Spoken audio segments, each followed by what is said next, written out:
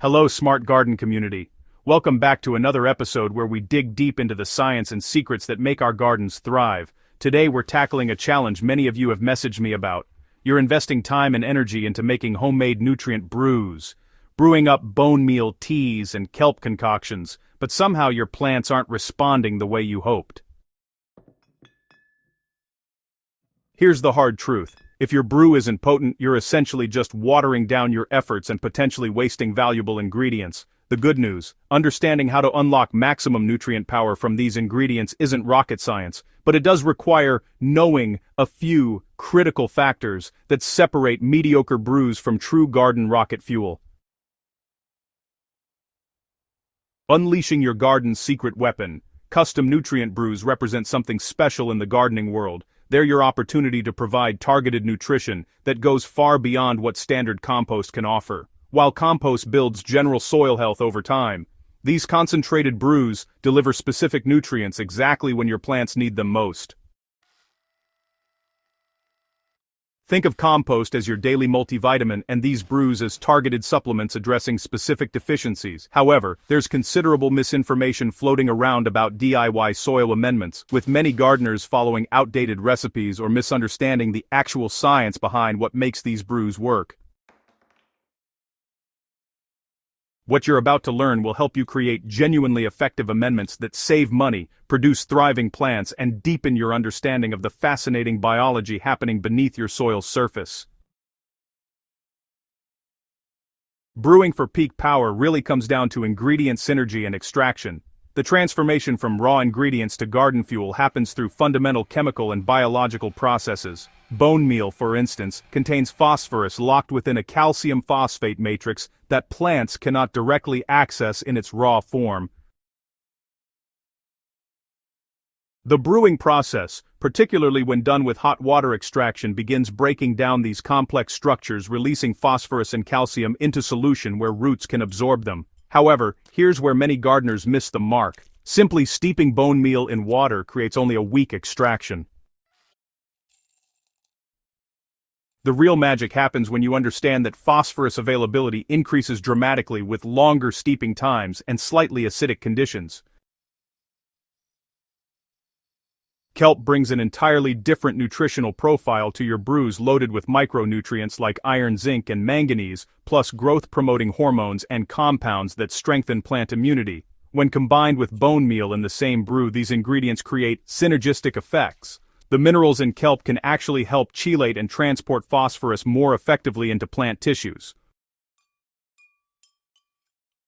The fermentation process takes this even further. Introducing beneficial microorganisms transforms your brew from a simple mineral extraction into a living biological catalyst. These microbes produce enzymes that continue breaking down complex nutrients, creating smaller molecular compounds that plants absorb far more efficiently than the original raw materials. The Potency Playbook, maximizing nutrient delivery, temperature, time, and aeration form the holy trinity of brew potency, yet they're frequently overlooked by gardeners eager to speed through the process. For aerated compost teas, the gold standard for microbial activity, maintaining temperatures between 65 and 75 degrees Fahrenheit during the brewing period creates optimal conditions for beneficial bacteria and fungi to multiply exponentially. Too cold, and microbial reproduction slows to a crawl. Too hot, and you risk killing off the very organisms you're trying to cultivate. Active aeration for 24 to 36 hours using an aquarium pump isn't optional if you want maximum microbial populations. It's absolutely essential. The constant oxygen supply, prevents anaerobic bacteria from taking over and ensures the beneficial aerobic species really thrive. Testing your brew's readiness doesn't require expensive laboratory equipment. A properly brewed aerated tea should smell earthy and pleasant, kind of like healthy forest soil. Any sour or putrid odor honestly indicates anaerobic conditions have developed, and that batch should be discarded immediately. For application, understanding the difference between soil drenching and foliar feeding determines your results. Soil drenching delivers nutrients directly to the root zone, where they integrate into the soil food web and become available through natural uptake processes. This method works exceptionally well for bone meal and kelp brews, as it places phosphorus, calcium, and micronutrients exactly where feeder roots can access them. Apply early morning or late evening to minimize evaporation and maximize absorption time. Decoding degradation, shelf life secrets exposed. So, here's the reality check many gardeners need. Homemade liquid brews have an incredibly short shelf life compared to their dry ingredient counterparts. While dry bone meal can sit on a shelf for years without losing effectiveness, your carefully crafted liquid brew begins degrading the moment aeration stops. Light exposure breaks down sensitive organic compounds and kills photosensitive microorganisms. Air exposure, particularly in sealed containers without ongoing aeration, creates anaerobic conditions where beneficial organisms die off and, potentially harmful anaerobes multiply. Extreme temperatures accelerate chemical degradation of nutrients and, honestly, stress or kill microbial populations.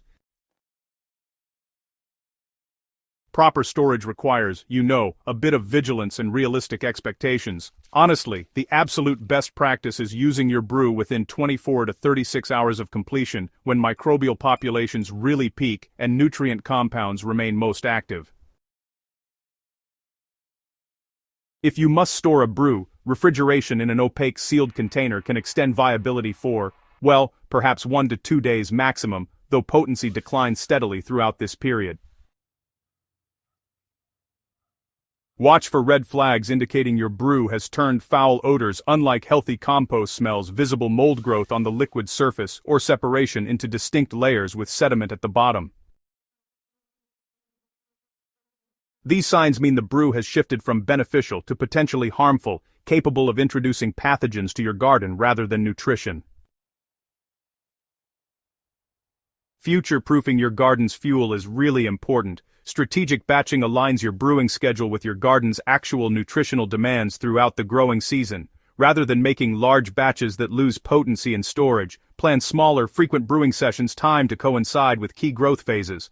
Vegetative establishment, flowering initiation, and fruit development all have distinct nutritional requirements. So, you'll want to integrate these custom brews into a comprehensive fertility program that, includes regular compost applications, mulching, and cover cropping. These amendments, honestly, work best as part of a holistic approach rather than as standalone solutions. Your garden really becomes supercharged when you pay attention to how your plants respond to different brews, adjust the ratios based on your results, and, keep detailed records of what works in your specific conditions. Remember, every garden has its own unique challenges and opportunities. What thrives in your neighbor's yard might, need a little adjustment for your soil chemistry and climate. So, experiment boldly, but observe carefully, making notes about timing, dilution rates, and how your plants respond. Your success stories and lessons learned, they actually contribute to our collective gardening knowledge. If you found this guide valuable, go ahead and hit that subscribe button so you never miss our deep dive episodes. And, share this with fellow gardeners who are ready to elevate their nutrient game. Let's keep growing smarter together, one brew at a time.